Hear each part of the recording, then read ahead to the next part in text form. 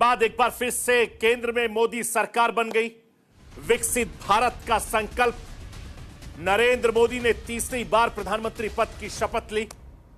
1962 के बाद यह पहला मौका है जब कोई नेता लगातार तीसरी बार हिंदुस्तान का प्रधानमंत्री बना।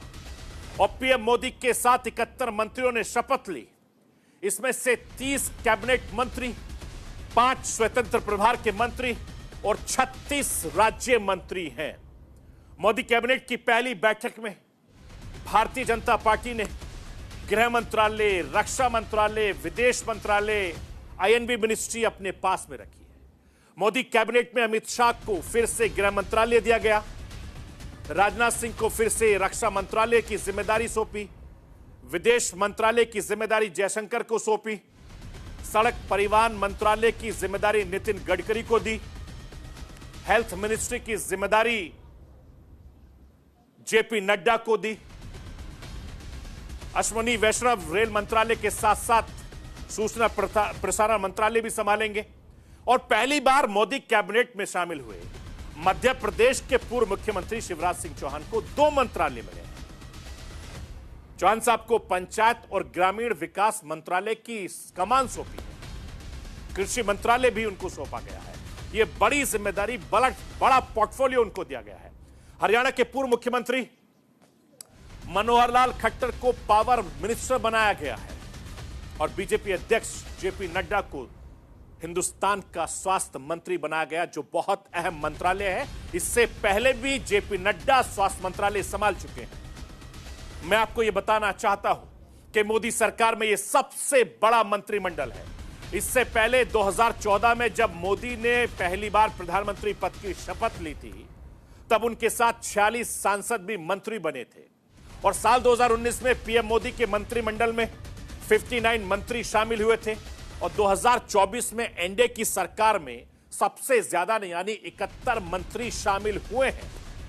मैं आपको यह भी बताना चाहता हूं, अभी मोदी कैबिनेट में 9 सांसद और मंत्री बन सकते हैं, क्योंकि हिंदुस्तान के संविधान के मुताबिक मैक्सिमम 81 मंत्रियों की सीमा तय है।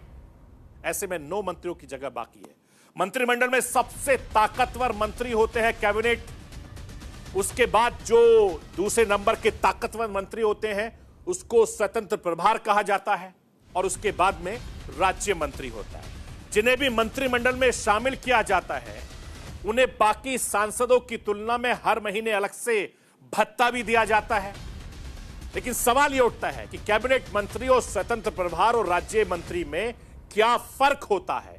वो राष्ट्र की आवाज के जरिए आपको बताना, समझाना चाहता हूं। समझिए, हिंदुस्तान में सबसे पहले कैबिनेट मंत्री की बात मैं करता हूं।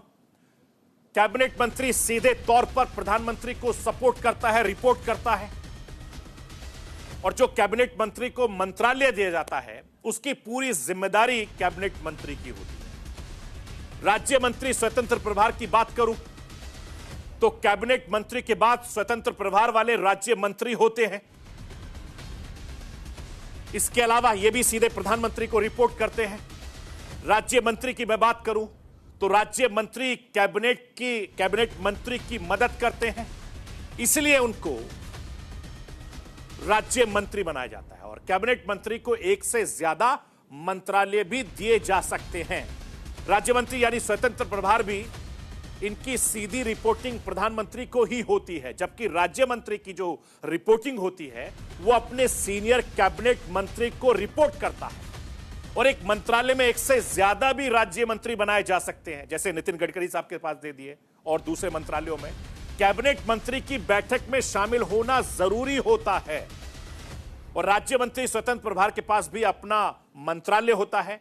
यह भी कैबिनेट मंत्री को सपोर्ट करते हैं लेकिन रिपोर्ट नहीं करते। जबकि राज्य मंत्री कैबिनेट मंत्री की गैर मौजूदगी में मंत्रालय की सारी जिम्मेदारी राज्य मंत्री निभाता है।